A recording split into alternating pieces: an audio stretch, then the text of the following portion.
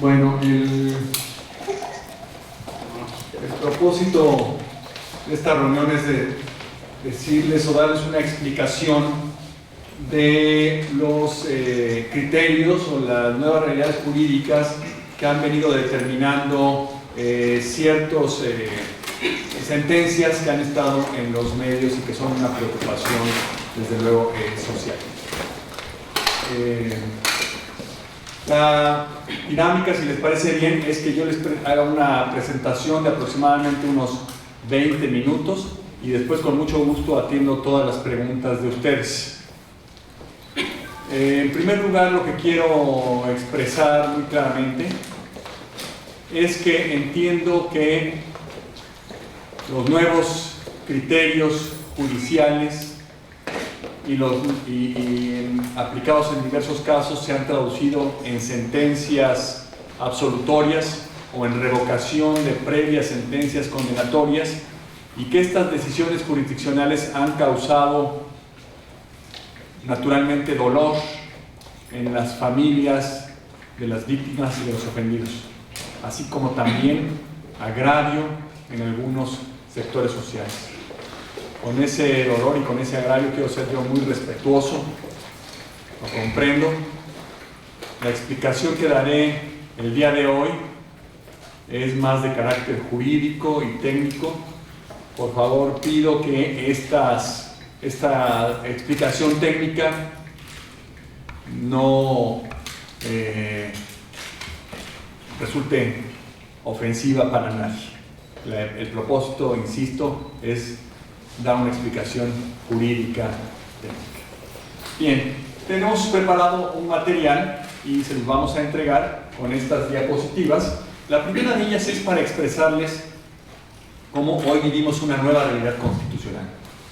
A partir de, particularmente, la reforma de 2008 que introdujo en la Constitución las bases del nuevo sistema penal acusatorio, y luego en el año 2011 una importante reforma constitucional en materia de derechos humanos.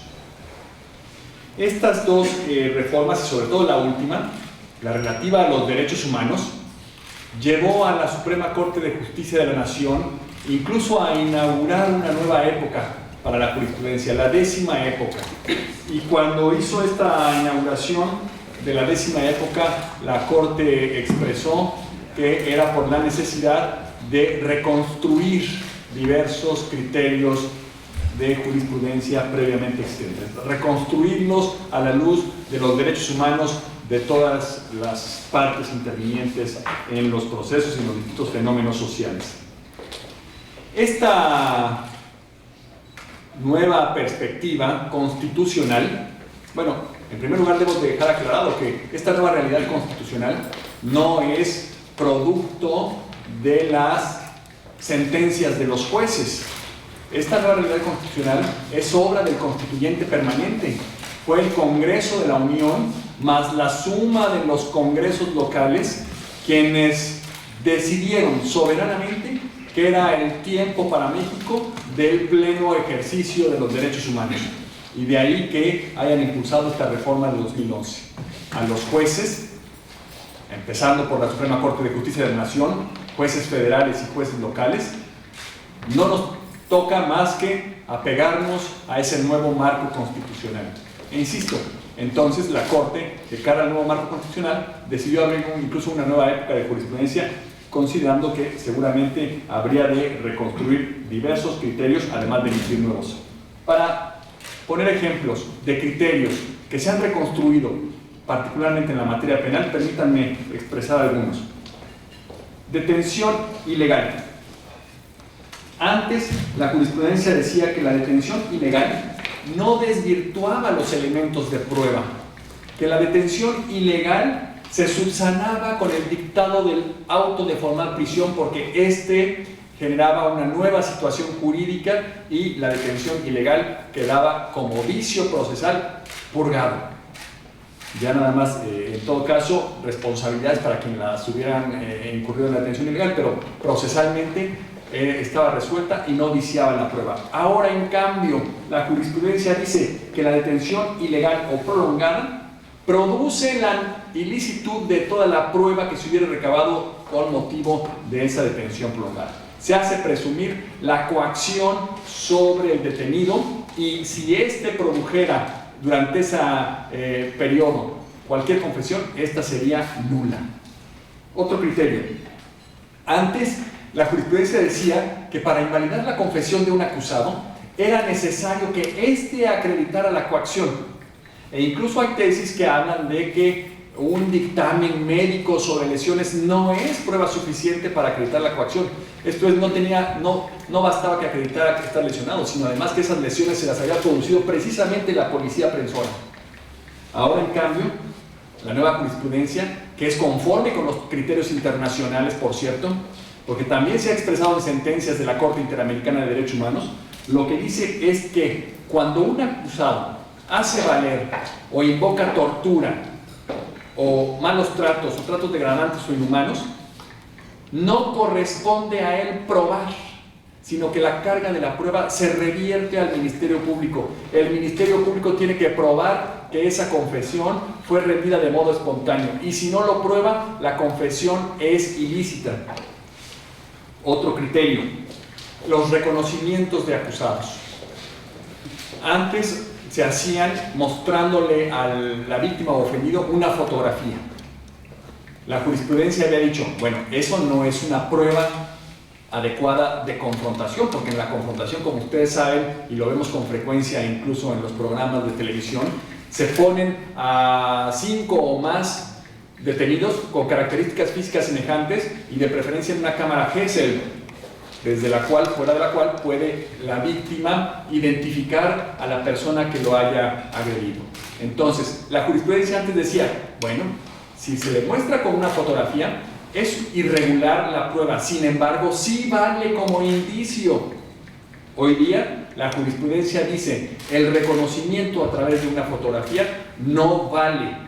Y no solo eso, incluso el reconocimiento de personas a través de cámara Gesell no vale si no se hace con la presencia del abogado defensor.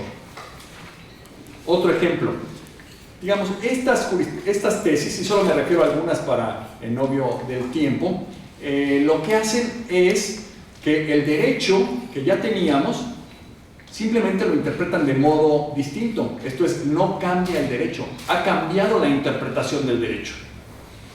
En otros casos, esta nueva perspectiva constitucional de derechos humanos sí ha producido cambios en el derecho por el efecto de invalidar normas jurídicas que ahora se consideran inconstitucionales. Pongo ejemplos.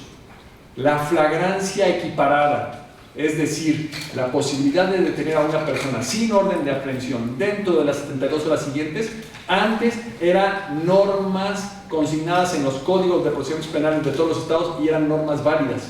Ahora, la jurisprudencia de la Corte dice que esas normas son inconstitucionales y contrarias a tratados internacionales. Por lo tanto, aun cuando estén previstas en la ley, los jueces deben desaplicarlas, no deben atender esas normas que autorizan detener a alguien dentro de las 72 horas después de cometido el crimen.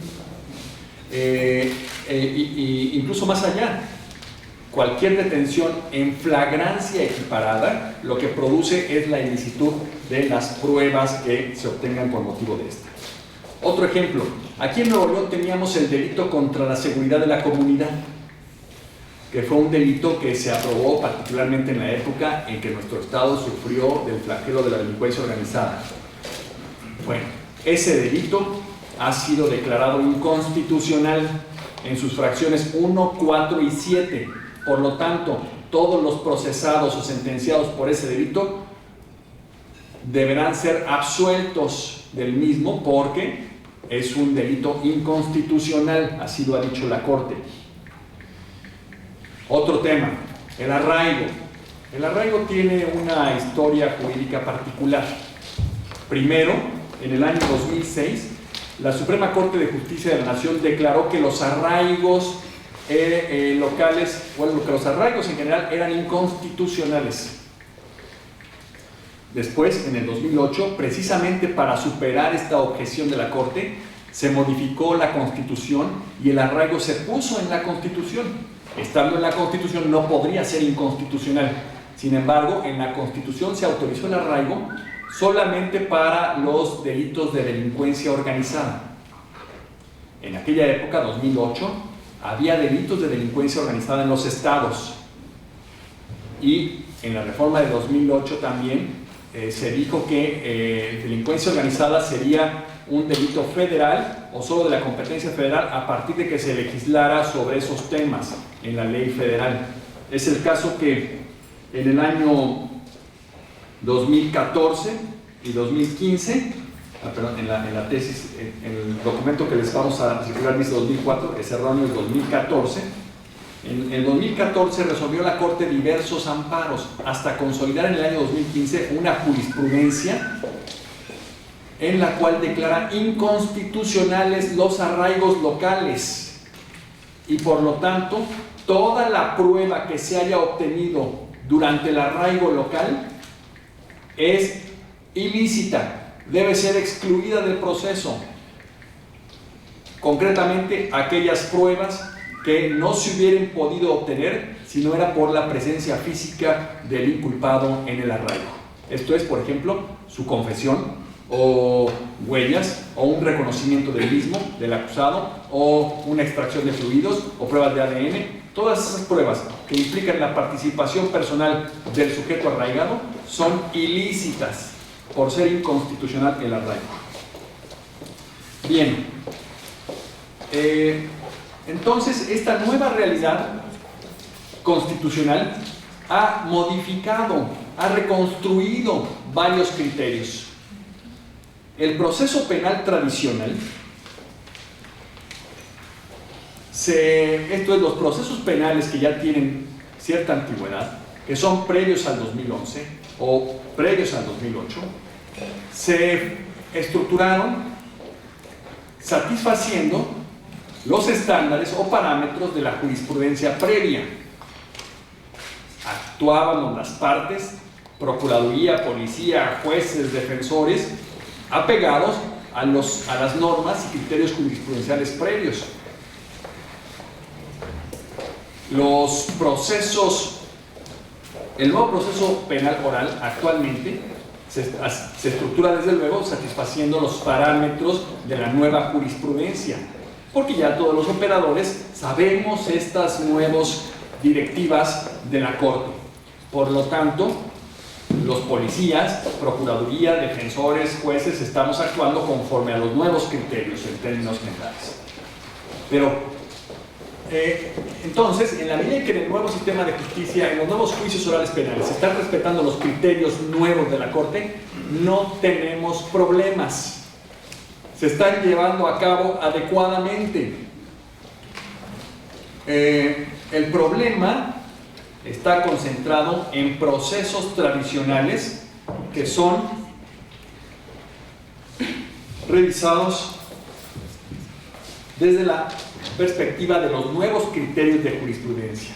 ¿Por qué? Porque los procesos tradicionales, si bien, como ya les comenté, estaban estructurados cumpliendo los parámetros previos, en muchos aspectos no cumplen con los nuevos parámetros o jurisprudencia de la Corte, lo cual ha obligado a que en varios de ellos ha sido necesario excluir del proceso prueba ilícita, que es prueba ilícita ahora a la luz de los nuevos criterios, pero que tal vez hubiera resistido el análisis a la luz de los antiguos criterios.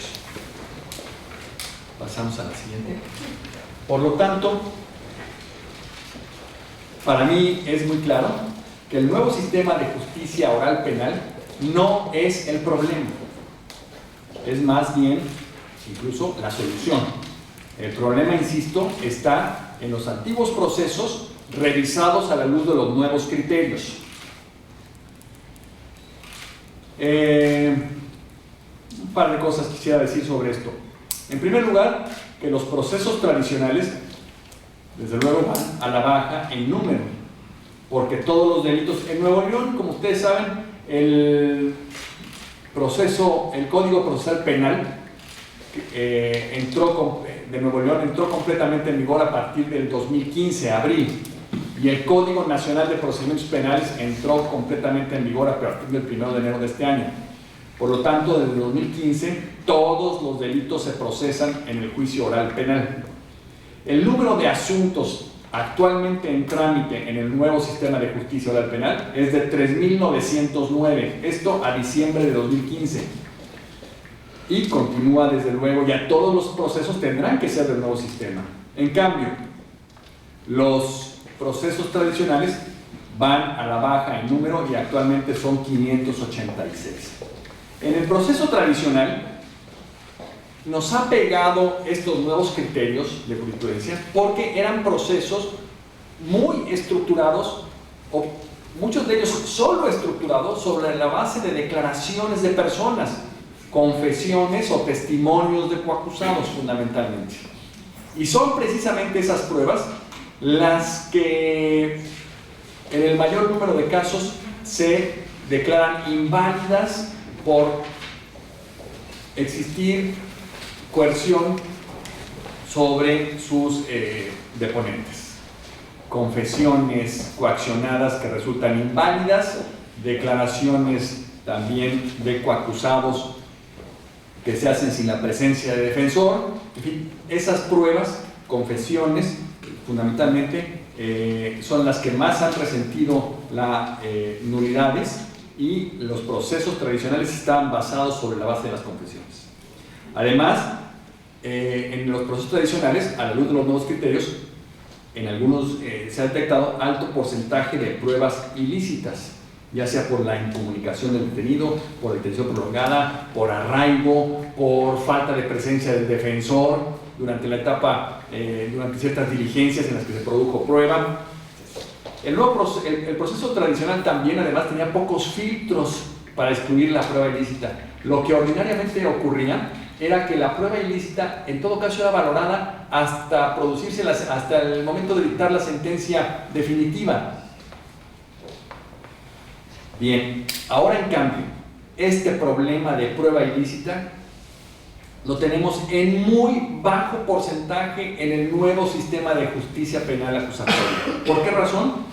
Porque, para empezar, estos procesos nuevos no están basados en confesiones. La confesión ordinariamente no es prueba en el nuevo sistema penal acusatorio. ¿Por qué? Porque en el nuevo sistema de justicia oral, como ustedes saben, solo es válida la prueba que se desahoga en la audiencia ante la presencia del juez y la contraparte y del público. Por lo tanto, en ese momento no confiesa el acusado, por lo tanto no hay confesión. Además, el nuevo sistema ha presentado muy bajos porcentajes de prueba ilícita, sobre todo, uno, porque ya les digo, los operadores que están instruyendo el nuevo sistema están advertidos de los nuevos criterios de la Corte y los atienden. Y en segundo lugar, porque el nuevo sistema de juicio oral tiene varios filtros para que no entre la prueba ilícita al proceso. El filtro con el juez de control e incluso con el juez de juicio.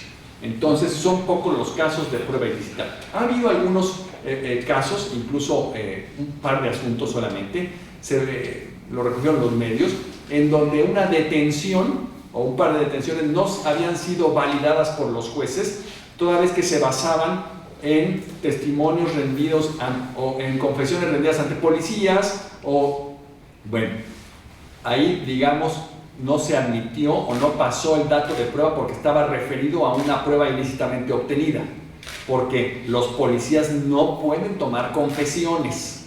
Entonces, pero ese filtro, digamos, no implicó de ninguna manera impunidad, porque aún no validándose el control de detención, de cualquier modo la Procuraduría pudo y ha hecho la imputación con diversas pruebas. Entonces, eso no se ha traducido en impunidad de ningún modo. Muy bien, en este panorama, distinguiendo, porque me interesa transmitirles esta idea, cómo el problema está en el proceso tradicional revisado desde la óptica de criterios nuevos que han sido reconstruidos por la nueva perspectiva constitucional de la Corte y que la Corte ha tenido que adoptar atendiendo a la Constitución, que es producto de los congresos nacionales. Entonces, el problema está más en el antiguo sistema, y en el nuevo sistema están funcionando las cosas razonablemente bien, con áreas de oportunidades de nuevo para mejorar, pero están funcionando bien. Muy bien, pasemos a la siguiente. ¿Qué hacer entonces con los casos del viejo sistema? ¿Qué estamos haciendo? No podemos volverlos a empezar con base a los nuevos criterios, porque existe la garantía constitucional de que nadie puede ser juzgado 2 veces por el mismo delito. Tampoco se le puede dar oportunidad a la Procuraduría para que perfeccione su acusación o agregue nuevas pruebas, porque eso tampoco está permitido. Si ya está cerrada la etapa de prueba, no puede el órgano de acusación aportar nuevas pruebas. Lo que está ocurriendo entonces es que si atendiendo a los nuevos criterios o atendiendo a las sentencias de amparo resulta necesario excluir prueba ilícita, lo que estamos procurando es que si hay que excluir, por decir algo, 3 pruebas y solamente nos quedan 2 en el proceso, pues con esas 2 tratar de construir el argumento más sólido posible y que sea conforme con la verdad histórica que esas 2 pruebas reflejen. El hecho de que una confesión sea ilícita y deba ser excluida no significa que todo el proceso se caiga. Puede haber pruebas adecuadamente recogidas o producidas y por lo tanto sean válidas. Entonces, estamos todos los jueces haciendo un esfuerzo por, con las pruebas restantes, producir el argumento más sólido posible. Bien, ¿y qué debemos hacer o cuál es el panorama al futuro? Insisto, hay pocas cosas que podemos hacer en el futuro para corregir procesos tradicionales que ya están, en los cuales ya concluyó la etapa probatoria, o que ya están en segunda instancia, o que ya están en amparo. En cambio, para los nuevos procesos regidos por el juicio oral penal, por supuesto que aquí sí tenemos mucho por hacer y aunque ya desde ahora a mí me queda muy claro que la justicia de los juicios orales penales es ya hoy día una realidad, y una realidad de más calidad que la justicia penal que teníamos antes. Sin embargo, insisto, hay áreas de oportunidad. Las pongo por operador jurídico porque también es importante advertir que el nuevo proceso oral penal no es solo responsabilidad de los jueces. Los jueces conducen el proceso, pero el proceso se arma con la intervención de todos los operadores, desde los policías aprensores, desde los policías de primer contacto, el Ministerio Público, la Defensoría, los legisladores, los jueces, todos intervenimos directa o indirectamente en el nuevo proceso. ¿Qué podemos hacer los operadores del sistema para fortalecer o seguir avanzando en la calidad de estos nuevos juicios orales? Déjenme presentar algunas ideas por operador. Los policías, desde luego, capacitación permanente y continua. Yo no comparto la idea o las expresiones que a veces se dicen en el sentido de que los policías no están capacitados. Sí se ha dado capacitación a todos los policías municipales, a los policías también de la Agencia Estatal de Investigaciones, a los policías federales, pero el hecho de que ya hayan recibido capacitación no significa que no deban seguirla recibiendo hasta perfeccionar cada vez más sus habilidades profesionales en lo que es detención de personas, custodia de la escena del crimen, embalaje de prueba, etc. Y, de manera muy puntual, ya se han producido en el país protocolos de actuación que deben seguir los policías. Bien, la recomendación puntual es que esos protocolos sean observados. Entre otros, el protocolo de coordinación del Ministerio Público con policías para detención en flagrancia, preservación y procesamiento del lugar de delito e intervención y actos de investigación. También está el Protocolo Nacional de Actuación en relación al traslado. el Protocolo Nacional de Actuación del Primer Respondiente, el Protocolo de Cadena de Custodia.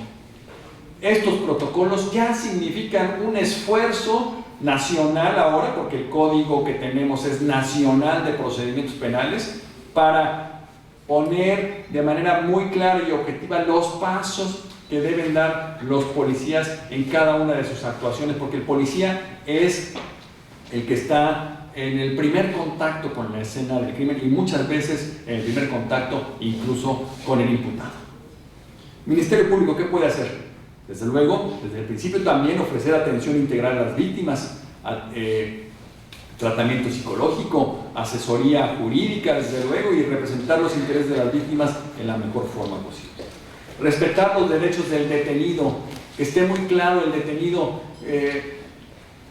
quién lo detuvo, a qué hora lo trasladaron, en dónde está actualmente, registro de detenidos, que los detenidos estén en lugares en donde esté garantizado el acceso a sus respectivos abogados, en donde tengan oportunidades de defensa, el tratamiento del detenido. El detenido no es un culpable hasta que no haya una decisión judicial que así lo establezca. Es un ciudadano que goza, de acuerdo con la Constitución, de la presunción de inocencia. Hay que tratarlo de la mejor manera y garantizar el ejercicio o el acceso a todos sus derechos. También, desde luego, obtención de pruebas lícitas, que se está haciendo por parte de la Procuraduría. Insisto, en los nuevos procesos no se está produciendo prueba ilícita, y desde luego también aportarla en cantidad suficiente para acreditar su versión de los hechos. La Defensoría debe ser fortalecida. La Defensoría debe tener una fuerza tal que sea una parte equiparable a su contraparte, la Procuraduría. Debe la Defensoría, desde mi punto de vista, tener más recursos económicos, más defensores, continuar con la capacitación en la cual han estado trabajando desde hace tiempo y creo que han mejorado muchísimo. El Congreso también tiene una responsabilidad en todo esto. Para empezar, porque fueron los congresos los que aprobaron estos nuevos parámetros constitucionales y legales de actuación en materia de derechos humanos y en el nuevo sistema de justicia. Pero sobre todo, los congresos deben evitar legislar por coyuntura, deben evitar tipos penales y leyes que sean inconstitucionales. Ya lo vimos, por ejemplo, en delitos como el contra la seguridad de la comunidad o hay una sanción también, hay un agravante para el robo de vehículo con violencia que ponía una pena de 15 a 50 años de prisión.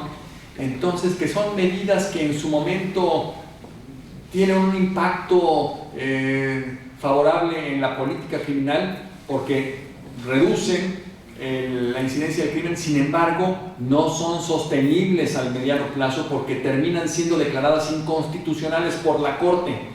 Todos los procesados, bueno, no todos, los procesados por el delito contra la seguridad de la comunidad a los cuales se les imputó este delito en sus fracciones 1, 4 y 7, ahora deben ser liberados porque el delito es inconstitucional entre ellos. Y los jueces también, desde luego, también tenemos áreas de oportunidad o compromisos que podemos hacer para impulsar esta nueva justicia oral penal.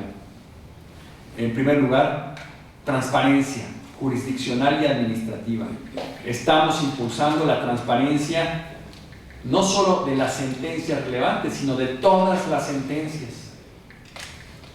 En versiones públicas, desde luego, para proteger datos personales. Este es un proyecto de mediano plazo, pero ya va a tener sus primeros resultados en breve.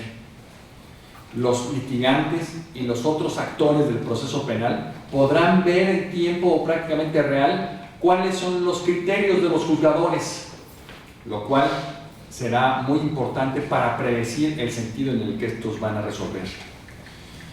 El régimen disciplinario en materia judicial también está siendo actualmente revisado a efecto de que los jueces, si bien no se les puede revisar desde la perspectiva disciplinaria por el fondo de las sentencias, esto es, por la manera en que ellos interpretan la norma o interpretan la prueba, porque la interpretación de la norma o de la prueba solamente puede ser revisada en otras instancias judiciales. La sentencia del juez es revisada por los magistrados, la sentencia de los magistrados por los tribunales de amparo, en cuanto al fondo. Pero sí establecer un régimen disciplinario que permita también vigilar e incluso sancionar dilaciones injustificadas en la impartición de justicia o otras prácticas que son irregulares, incluso hasta mala atención o atención descortés a las partes. Pero también, y de manera muy importante, los jueces en el Poder Judicial de Nuevo York estamos impulsando o acelerando los procesos institucionales de homologación de criterios. Esto, digamos, estamos conscientes de que el derecho, particularmente un derecho tan nuevo como el que estamos aplicando ahora en materia penal y en materia de derechos humanos, tiene muchas áreas de indeterminación. Lo deseable es que los jueces en el periodo más rápido posible podamos homologar nuestros criterios, claro, pero sin imponerle a ningún juez un criterio, respetando su independencia. El presidente no puede decirle a los jueces cómo resolver o cómo no resolver. Eso es inadmisible, es contrario a la esencia misma del juez independiente. Sin embargo, hay procesos institucionales que favorecen la homologación de criterios, como cuáles, como los conversatorios. Los jueces, por distintas materias, nos estamos reuniendo mensualmente para conversar nuestros diferendos de opinión en materia jurídica, y a través del diálogo, por regla general, se van uniformando los criterios. Además, existe también la vía institucional de la denuncia de contradicción de criterios. Si dos salas sostienen criterios contradictorios, se puede hacer esa denuncia ante el Pleno y el Pleno votar por uno de los criterios que se vuelve obligatorio para todos los jueces, ahí sí, con carácter casi de jurisprudencia. La jurisprudencia también, desde luego, es un importante elemento en esta homologación de criterios. Y desde luego también transparentar criterios. Vamos a poner en nuestra página de internet una liga hacia los criterios que estamos aplicando en los nuevos sistemas de justicia oral penal. Y también, desde luego, muchos magistrados y jueces han manifestado en lo personal su disposición a hacer incluso a participar dando pláticas en los cursos de capacitación de policías municipales o de procuraduría o de defensoría o de cualquiera otro de los actores del proceso, o incluso con los medios, por supuesto. Nos gustaría conversar más frecuentemente con los medios para expresarles en fin, estas nuevas ideas, esta nueva realidad jurídica constitucional que está rigiendo en materia penal. Entonces, resumo. Vivimos una nueva realidad constitucional en el país, sobre todo a partir del 2011. Esta nueva realidad constitucional nos ha obligado, particularmente a la Suprema Corte de Justicia, a reconstruir los criterios de jurisprudencia para que estos sean conformes con los derechos humanos previstos en la Constitución y en tratados internacionales. Particularmente en la materia penal, que es sin duda la materia que constitucionalmente tiene más derechos humanos consagrados en la Constitución, ha resentido esa rápida reconstrucción de criterios. Esta reconstrucción de criterios ha tenido el efecto de que los procesos tradicionales no necesariamente, o muchos de ellos, no están satisfaciendo estos estándares más elevados en materia de derechos humanos. Y, sin embargo, deben aplicarse estos nuevos estándares a los antiguos procesos, porque es regla universal del derecho penal que cualquier norma o criterio más favorable al imputado debe aplicarse retroactivamente. Por lo tanto, por esa razón, el problema lo tenemos fundamentalmente en los procesos tradicionales revisados ahora bajo la óptica de los nuevos criterios. En cambio, el nuevo juicio oral penal está funcionando satisfactoriamente con áreas de oportunidades de luego, pero está funcionando muy bien, además de que el nuevo juicio oral penal constituye ya la mayoría de los asuntos penales en trámite en este Poder Judicial. No obstante que en los procesos tradicionales a veces es necesario excluir prueba, con las pruebas restantes estamos tratando los jueces de construir los argumentos más sólidos y que sean conformes con la verdad histórica que se desprende de esas pruebas. Creemos que hay oportunidades, desde luego, no solo para los jueces, sino para todos los operadores del nuevo sistema. Y en términos generales esta es la exposición que quería presentarles.